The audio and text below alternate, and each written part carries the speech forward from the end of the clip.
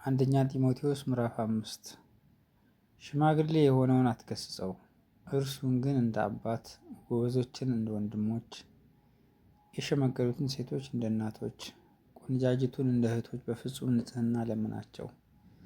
በእውነት ባልቴቶች የሆኑትን ባልቴቶች አክብር። ማንም ባልቴት ግን ልጆች ወይም የልጅ ልጆች ቢኖራት እነርሱ አስቀድሞ ለገዛ ቤተሰቦቻቸው እግዚአብሔርን መምሰል ያሳዩ ዘንድ ለወላጆቻቸውም ብድራትን ይመልሱላቸው ዘንድ ይማሩ። ይህ በእግዚአብሔር ፊት መልካምና የተወደደ ነውና። ብቻዋንም ኖራ በእውነት ባልቴት የምትሆን በእግዚአብሔር ተስፋ ታደርጋለች። ሌትና ቀንም በልመና በጸሎትም ጸንታ ትኖራለች። ቅምጥሊቱ ግን በሕይወቷ ሳለች የሞተች ናት። ያለ ነቀፋ እንዲሆኑ ይህን ደግሞ እዘዝ። ነገር ግን ለእርሱ ስለሆኑት ይልቁንም ስለ ቤተሰቦቹ የማያስብ ማንም ቢሆን ሃይማኖትን የካደ ከማያምንም ሰው ይልቅ የሚከፋ ነው። ባልቴት በመዝገብ ብትጻፍ ዕድሜዋ ከ60 ዓመት እንዳያንስ የአንድም ባል ሚስት የነበረች እንድትሆን ያስፈልጋል። ልጆችን በማሳደግ እንግዶችንም በመቀበል የቅዱሳንንም እግሮች በማጠብ የተጨነቁትንም በመርዳት በጎንም ስራ ሁሉ በመከተል ይህን መልካም ስራ በማድረግ የተመሰከረላት ልትሆን ይገባል። ባል የሞተባቸውን ቆነጃጅት ግን አትቀበል።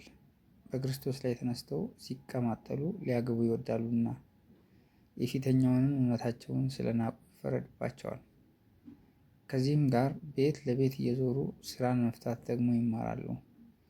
የማይገባውን የተናገሩ ለፍላፊዎችና በነገር ገቢዎች ይሆናሉ እንጂ ስራ ፈቶች ብቻ አይደሉም። እንግዲህ ቆነጃጅት ሊያገቡ ልጆችንም ሊወልዱ ቤቶቻቸውን ሊያስተዳድሩ ተቃዋሚው የሚሳደብበትን አንድም ምክንያት እንኳን እንዳይሰጡ እፈቅዳለሁ።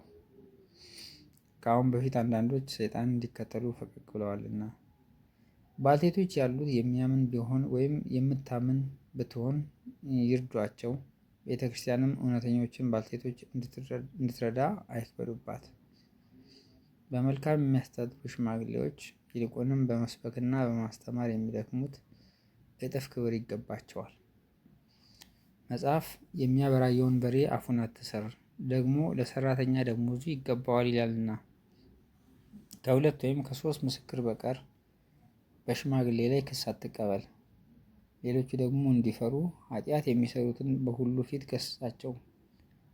አንድን እንኳ በአድልዎ ሳታደርግ እነዚህን ያለ መዘንበል እንድትጠብቅ በእግዚአብሔርና በጌታ በኢየሱስ ክርስቶስ በተመረጡትን መላእክት ፊት እመክርሃለሁ።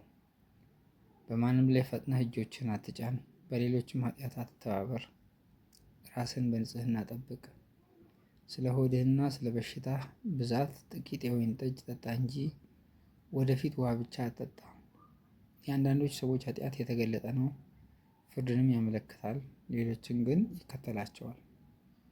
እንዲሁ መልካም ስራ ደግሞ የተገለጠ ነው፣ ያልተገለጠም ከሆነ ሊሰወር አይችልም።